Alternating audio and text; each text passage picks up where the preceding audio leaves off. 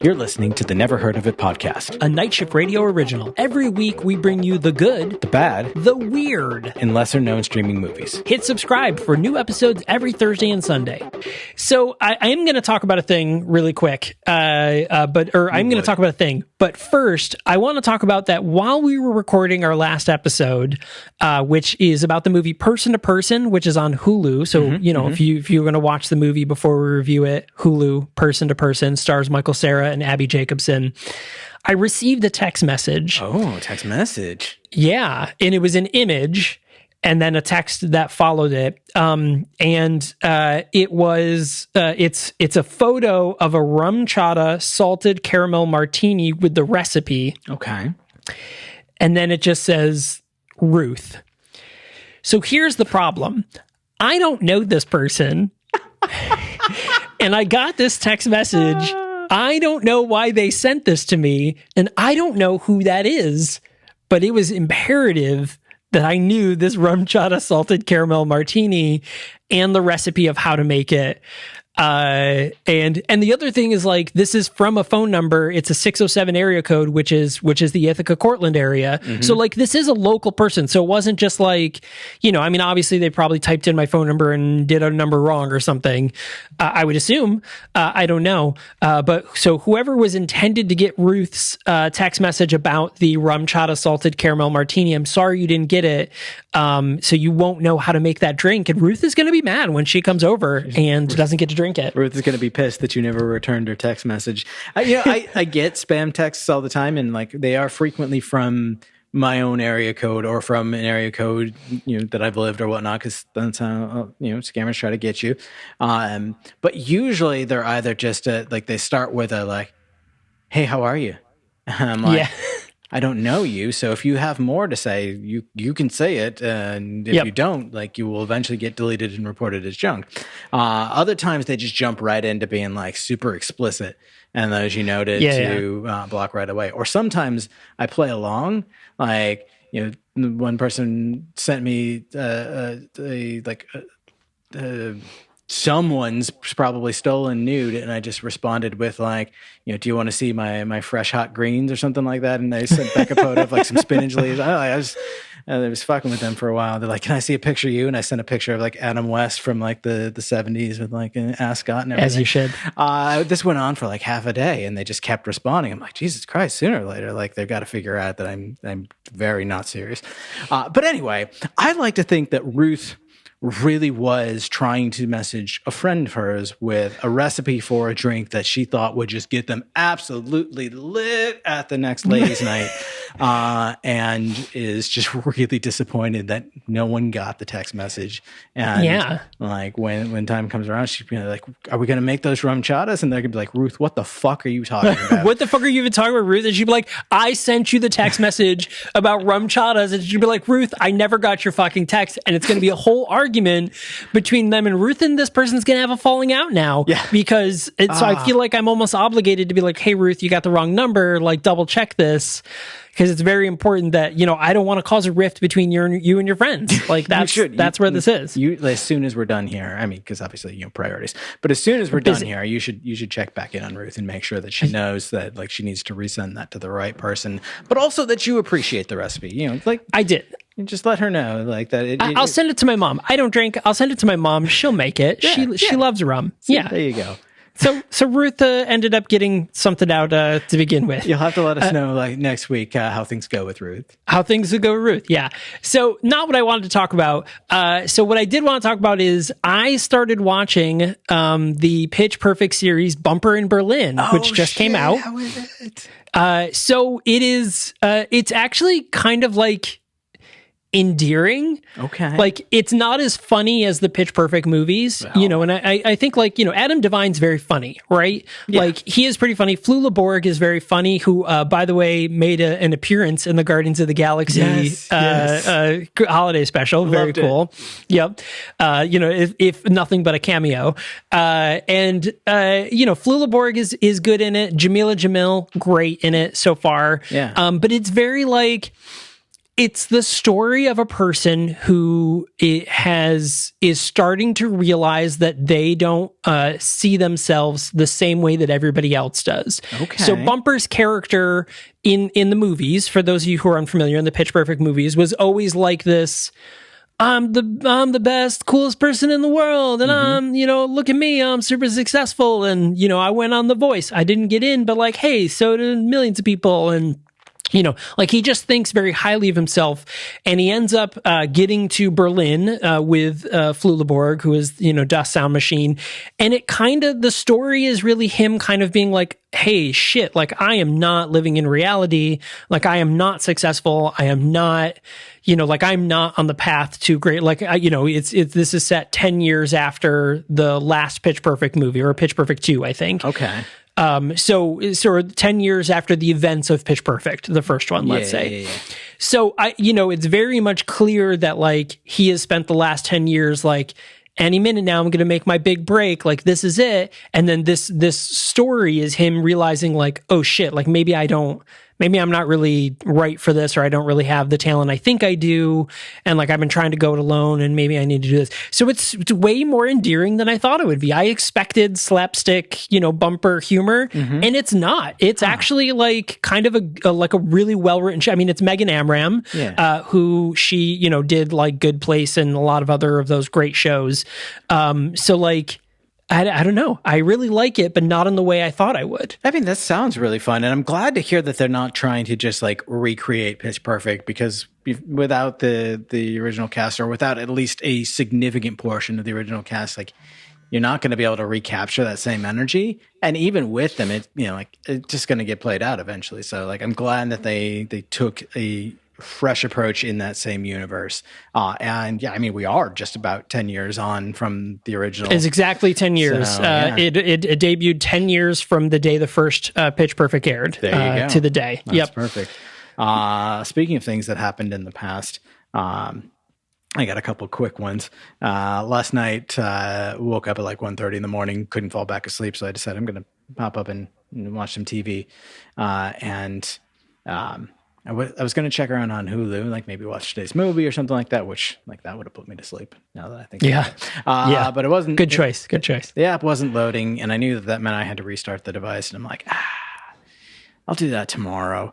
So instead I popped around Disney Plus and stumbled across the 90s X-Men cartoon, because of course the reboot's coming soon, X-Men 97. And I was like, you know what? I remember this show so vividly. And I remember it being terrible when I was young, the best kind of terrible, the kind of terrible that you love, that you act out in loving mockery at the melodrama, but terrible nonetheless. And so I watched the first 2.5 episodes before finally getting tired enough to go to sleep. And it was exactly like I remember. So however you remember the 90s X-Men cartoon is accurate, and if that's a good thing, go watch it. But I'll tell you what not to bother with. Michael, do you remember Hell House LLC? I would like to say that I don't, but I do. I do remember Hell House LLC. Hell House LLC, not a terrible found footage film. In fact, like we enjoyed it. We had questions, we had issues, but overall fine. I told you about how like a week or two later, I decided to go onto Tubi and watch the second Hell House LLC, the Abaddon tapes or whatever they called it. I can't remember exactly what the second one was called. And it was pretty bad. Like it did what a lot of found footage sequels do, and it recycled a lot of the original footage, and then just tried to shoehorn more story in on top of it. I don't think it worked really well. I think there were elements that they could have gone with, and it might have worked, but on the whole, I think it was bad. And it did a pretty good job of wrapping up the storyline and telling you exactly what went on at the Abaddon Hotel, to the extent that an hour and a half, 2 hour-and-a-half films have of telling you exactly, you know what the motivation is, you know why the characters are there and whatnot. So then they made a third one. Sure, as you do. And if you can believe it, and I feel like I'm not really stretching believability too far here, but if you can believe it, it is even worse. I mean, sure. Now they get you at the beginning because they do it in like kind of professional documentary style at first. They have these really like well written and well filmed interview sequences that are completely out of step with everything else we've seen from this series so far. But then we get a bunch of weird, jumpy, glitchy edits in of the footage from the first two films, in addition to a plot line of yet another person coming and opening an attraction in this hotel several years later. And, you know, of course, what could possibly go wrong? At the end of which they neatly put a pin in the entire story of the whole trilogy in a way that just like, sure, I guess that works. But also to the point where like, I'm not confident that they won't make another. Their Hell House LLC 4 is probably hot on the heels. I mean, they burned down the hotel as they should have done several times previously. Right. But that doesn't mean anything. That means nothing. Yeah. It'll come back. Because they can always do a prequel where they go back and it's the original Hell House. Which, yep, they could absolutely do that because we get a little bit of that story in the second one, and it's hinted at in the first. They could do a like Castlevania thing where like Dracula's castle rises from the mist once every 100 years, like the Abaddon Hotel just mysteriously returns, or they could go like that weird little show house the house that I was talking about, where like it's all stories about this one house throughout time. That house just fucking moves itself. So the Abaddon Hotel could move. It could go to a different hell portal. There's so many ways that they could keep dragging this franchise down. Dragging it down into hell. Into hell. I see what you did there. Yeah. Yeah, I mean that the first movie was spooky.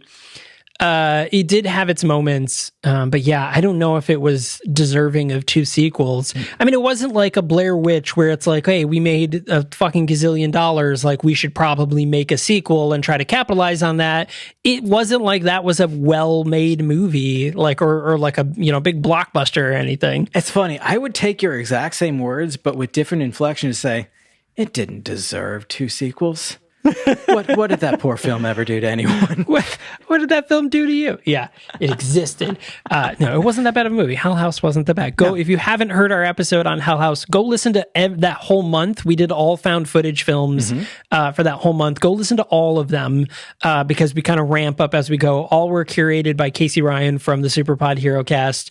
It was great. It was a fun month. I had a lot of fun with that month. Yeah. Which is pretty safe. And Troll is coming out on Netflix soon, and it looks like the same trolls from Troll Hunter. I don't know if it's because Netflix has the rights to it, I think. Yeah. So I don't know if it's based on that original thing, but Troll is coming to Netflix soon. The visuals were very similar. Yeah, they were very similar. So speaking of Netflix, so the brand new series Wednesday just dropped. So this is it's a Tim Burton series, as Jenna Ortega as Wednesday, Gwendolyn Christie as Principal Weems. They bring Christina Ricci back as Miss Thornhill, which is great. She's one of the teachers at the school that Wednesday goes to. So my daughter and I, we watched the whole series. It's 8 episodes. So at the beginning of this, I was like, this is going to be cute, right? It's going to be fun. Like, I don't know, like, can Jenna Ortega do justice to what we saw in Christina Ricci in the original Addams Family movies? Now, I know the Addams Family existed well before Christina Ricci. For years, it was a TV series, and it was a comic before that. And also, most recently, there's been some animated movies, which are terrible. Both my daughter and I, we watched both of them, and they're terrible. And there was a big to-do online because Gomez doesn't look like Raul Julia, right? Yeah, he's very short and plump. It's played by Luis Guzman, and that was kind of a big deal. Right. But it was a big deal because that even though that is more lore comic accurate Gomez, it wasn't Raul Julia, where he's this suave, good looking, guy, still Hispanic. Great. Well, I don't know if Raul Julia, I think, is Hispanic. I think so. Yeah. But, because Addams is Hispanic. They are Latino in the series, in the original comic as well. He was Puerto Rican. Puerto Rican. There you go. Yeah. So there was a whole to do about that. And, I was like, I don't think it's going to be, I didn't think it was going to be bad, but I was like, it's going to be cute and it's going to be okay. Right. This was the best depiction of Wednesday Addams I have ever seen in my life. That's quite a claim. Far and above Christina Ricci. And it hurts me to say that. Interesting. Yeah. I mean, the show looks fantastic. The cast is amazing. I can't wait to see it. And frankly, I don't have a problem with not having confused feelings for the possibly dead guy on the TV show. So, like, it not being Raul Julia, totally okay. Right. I mean, it would have been more fitting to the Addams Family lore if it was Raul Julia, even though he has been dead for years. But that would be very fitting to the lore. What I and I'm not spoiling anything.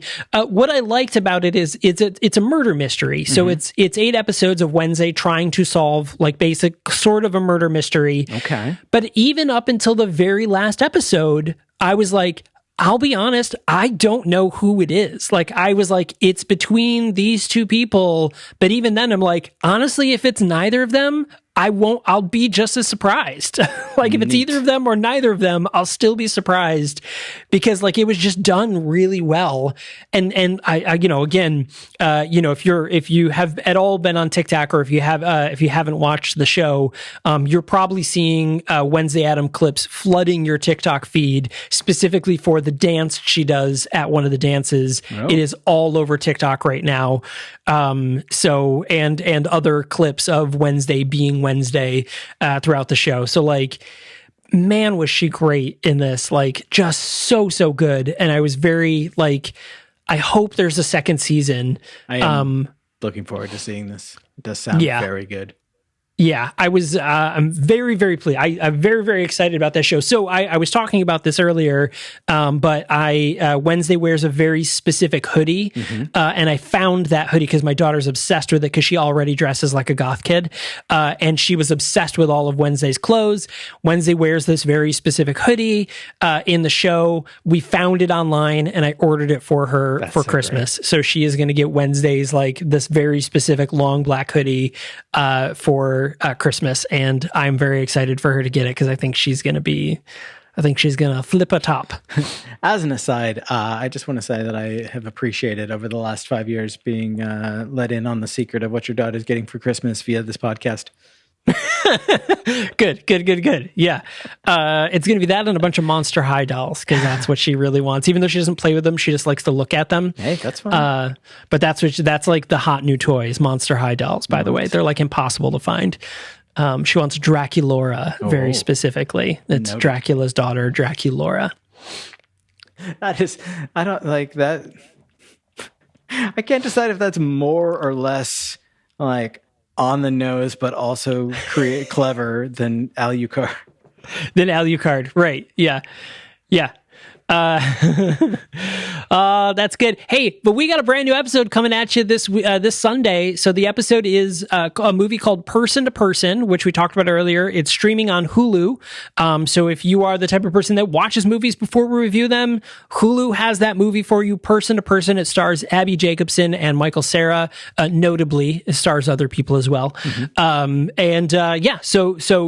go ahead and give that a watch. And hey, while you're here, go ahead and hit that like and subscribe button for any of you watching on YouTube. And if you're listening on your podcast player of choice, make sure to hit subscribe on that so you're notified whenever brand new episodes drop, which is every Thursday and Sunday. Yep. And for those of you watching on YouTube, I'm bouncing between listeners and viewers here. But for those of you watching on YouTube, every Sunday we have full episodes where we review a brand new indie movie that you've likely never heard of. And we do that every Sunday. So, head over to your podcast player of choice. There's a link down below that will find your player and find us on your player, and go ahead and give us a listen. We would love to have you every Sunday so you can hear our full reviews. Yeah. Yeah. I think that sums it up. I think that about sums it up. So, hey, thanks a lot for listening, everyone. And as always, make sure to share with 100,000 of your closest insert funny thing here. And then when you're done, get together with each of them and have them submit their own version of what they think the script for Hell House LLC 4 should be. Yes, as they should. Thanks a lot for joining us, everybody. We will see you on Sunday.